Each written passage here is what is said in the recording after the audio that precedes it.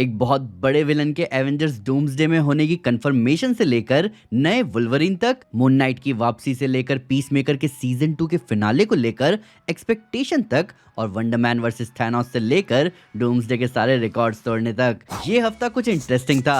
तो दोस्तों, आपका स्वागत है सुपर न्यूज के नए एपिसोड में, जहां मैं आपके सामने लेकर आता हूं पॉप कल्चर के ऑसम साइड की जबरदस्त अपडेट्स एक छोटे से ट्विस्ट के साथ। तो सबसे पहले हम शुरू करेंगे इस हफ्ते की सबसे बड़ी ऑफिशियल रूमर रिपोर्ट के साथ, और ये रिपोर्ट एक बहुत बड़े एमसीयू विलन के वापस आने की है। तो ये रूमर रिपोर्ट सामने आई है industry insider My Time To Shine की तरफ से, जहां उन्होंने कहा कि मार्वल सिनेमैटिक यूनिवर्स के इन्फिनिटी सागा का सबसे बड़ा विलन थैनोस ऑफिशियली वापस आने वाला है। अब थैनोस के ऊपर उन्होंने इससे ज्यादा कुछ नहीं कहा, पर अगर आप मेरी वीकली सुपर न्यूज वीडियोस देखते हैं तो आपको पता होगा कि कोई भी इनसाइडर कभी भी इतनी जल्दी किसी न्यूज को ऑफिशियल नहीं कहते, और अगर कह रहे हैं तो उसमें जरूर बहुत कॉन्क्रीट रीजंस होंगे। अब थैनोस का एवेंजर्स डूम्सडे में होना उस जबरदस्त स्टोरी में एक नया लेयर ऐड करेगा, जिसमें हम फैंस का बहुत जबरदस्त फायदा है। सोचो, मल्टीवर्स सागा में इन्फिनिटी सागा के मजे। कॉमिक्स में 2015 वाली सीक्रेट वॉर से पहले थैनोस टीम अप करता है नमोर और कुछ सुपर विलन्स के साथ अपने ब्रूटल तरीके से दुनिया को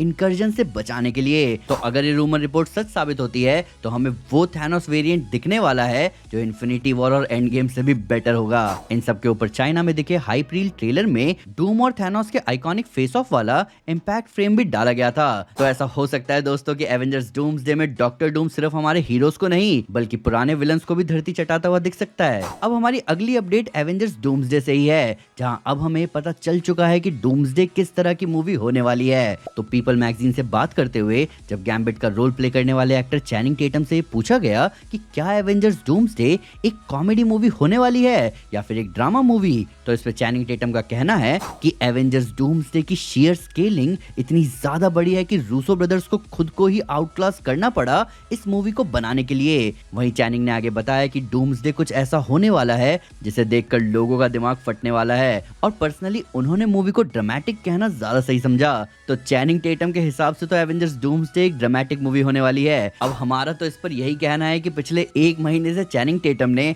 एवेंजर्स डूम्सडे की मार्केटिंग अकेले ही संभाल रखी है, जहां डूम्सडे को लेकर कही हुई उनकी बातें बिना स्पॉइलर के भी बहुत ज्यादा हाइप क्रिएट कर रही है।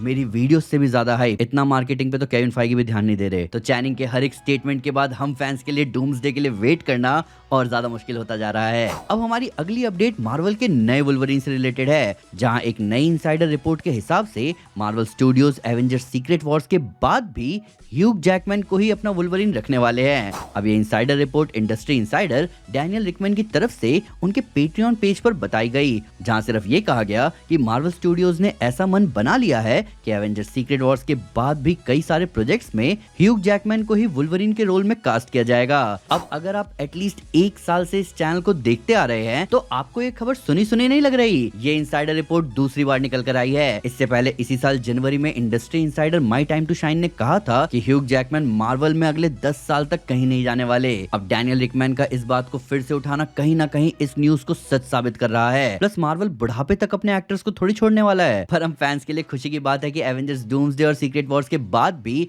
म्यूटेंट सागा में हमें हमारा फेवरेट वुल्वरिन देखने को मिलता रहेगा। ये लेगेसी कमाल की है। अब हमारी अगली अपडेट खुद हमारे अमेजिंग स्पाइडरमैन एंड्रयू गारफील्ड की तरफ से आई है, वो भी अमेजिंग स्पाइडरमैन 3 को लेकर। तो जीक्यू मैगजीन के साथ एक फन इंटरव्यू में एंड्रयू गारफील्ड ने इस रूमर को एड्रेस किया, जहां ये कहा जा रहा है कि Soni Chupke Chupke the amazing Spiderman 3 पर काम कर रहा है। तो इस रूमर पर बात करते हुए एंड्रयू गारफील्ड ने कहा कि ये रूमर बिल्कुल झूठ है, क्योंकि सोनी ऐसे किसी प्रोजेक्ट पर काम नहीं कर रहा। द अमेजिंग स्पाइडरमैन 3 नहीं आने वाली है और ना ही शायद कभी आएगी। पर मैं आप सबका शुक्रगुजार हूं कि आप सब इतना अच्छा सोचते हैं। अब जिन लोगों को नहीं पता उन्हें मैं बता दूं कि the amazing Spiderman 3 actually schedule की गई थी 2016 के लिए, जहां डायरेक्टर मार्क वेब ने सोचा था कि वो इसे अपनी ट्रिलॉजी की आखिरी मूवी बनाने वाले हैं। पर यहाँ पर माहौल थोड़ा और इंटरेस्टिंग हो जाता है जब ऐसी भी न्यूज आ रही थी कि सोनी द अमेजिंग स्पाइडरमैन 4 तक बनाने की सोच रहा था, जिसे वो हमारे सामने लेकर आता साल 2018 में। पर अचानक सोनी का मूड ऐसा बदला कि उन्होंने आगे अमेजिंग स्पाइडरमैन सीरीज को कंटिन्यू करने से मना कर दिया, जबकि द अमेजिंग स्पाइडरमैन 2 ने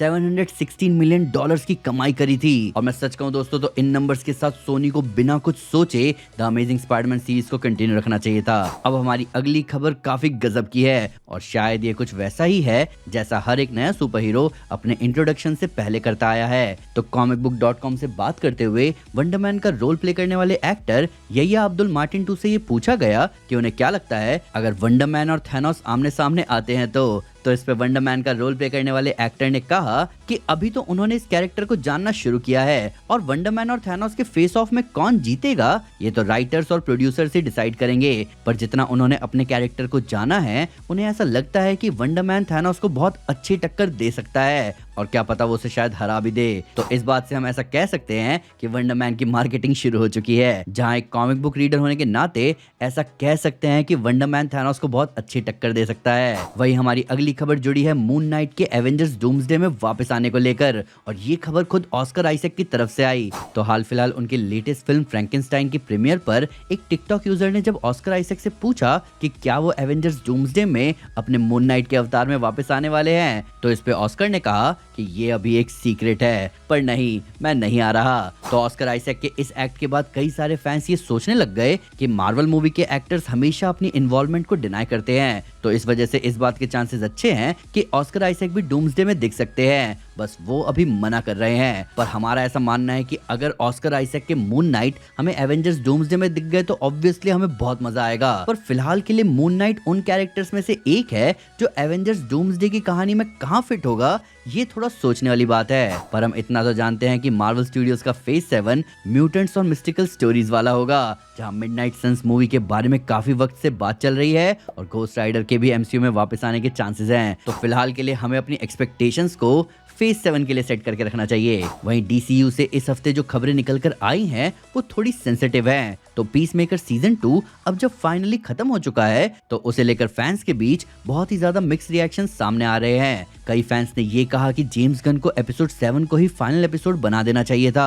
तो पीसमेकर के सीजन फिनाले की वजह से अब डीसीयू के रेपुटेशन पर जो सवाल उठ रहे हैं उसे लेकर जब फैंस ने थ्रेड्स पर जेम्स गन से बात करी तो जेम्स गन ने कहा कि उन्होंने भी सीजन फिनाले को लेकर कई सारे क्रिटिसिज्म देखे और उनका ये मानना है कि सभी लोगों को सब कुछ पसंद आ जाए, हम ऐसा एक्सपेक्ट नहीं कर सकते। उन्हें पर्सनली ये एपिसोड पसंद आया था, पर अगर बाकी लोगों को पसंद नहीं आया तो वो इस बात को समझ सकते हैं। वहीं डीसीयू फैंस की नजर में इतने अंडरवेलमिंग फिनाले के बाद कई फैंस ने तो और भी एक्सपेक्टेशंस बांध लिए और एक फैन ने जेम्स गन से ये तक पूछ लिया कि बेचारा बर्ड ब्लाइंडनेस वाला फ्लरी कहीं मार्शियन मैनहंटर तो नहीं है। तो इस पे जेम्स गन ने रिप्लाई दिया कि वो मार्शियन मैनहंटर बिल्कुल भी नहीं है और उन्हें ये बिल्कुल भी नहीं समझ आ रहा कि लोगों को ऐसा क्यों लग रहा है कि फिनाले में कुछ बड़ा रिवील नहीं हुआ, जबकि उन्होंने चेकमेट और सेल्वेशन तो दिखाया ही है। तो देखा जाए दोस्तों तो हम डीसीयू फैंस का ये रिएक्शन टोटली एक्सेप्टेबल है, क्योंकि पीसमेकर का सीजन 2 बहुत ही बढ़िया जा रहा था, जहां वो अपने पीक पर रीच कर चुका था एपिसोड 7 में, जिसकी वजह से एपिसोड 8 को लेकर और भी ज्यादा एक्सपेक्टेशंस बढ़ गई। और कहीं ना कहीं इन एक्सपेक्टेशंस का थोड़ा बहुत सेंस बन भी रहा था, क्योंकि जब अर्थ एक्स की बात आती है तो हम इमेजिन करते हैं कई सारे सुपर हीरोज को जैसे ओवरमैन, पर ऐसा कुछ हुआ नहीं। अब देखा जाए तो टेक्निकली चेकमेट और सेल्वेशन भी बड़े रिवील माने जाएंगे, पर कहीं ना कहीं फैंस का एक्सपेक्टेशन इससे ज्यादा स्काई रॉकेट कर चुका था और सीजन फिनाले उस स्काई रॉकेट हुए एक्सपेक्टेशन को सर्व नहीं कर पाया। पर उम्मीद करते हैं कि जेम्स गन हार ना माने, क्योंकि पीसमेकर फिनाले बेशक बढ़िया ना हो पर एपिसोड 7 तक तो सब अच्छा ही था। तो ओवरऑल अभी भी डीसीयू सही जा रहा है। तो दोस्तों ये थी सुपर न्यूज इस हफ्ते की। अब आप मुझे बताओ कि थैनोस की डूम्सडे में वापसी आपके लिए कितनी ज्यादा एक्साइटिंग होगी। ह्यूग जैकमैन के वुल्वरीन को आप कब तक एमसीयू में देखते हो, और क्या एंड्रयू गारफील्ड के साथ हर 2 साल में एक स्पाइडरमैन मूवी लाकर करोड़पति बनने में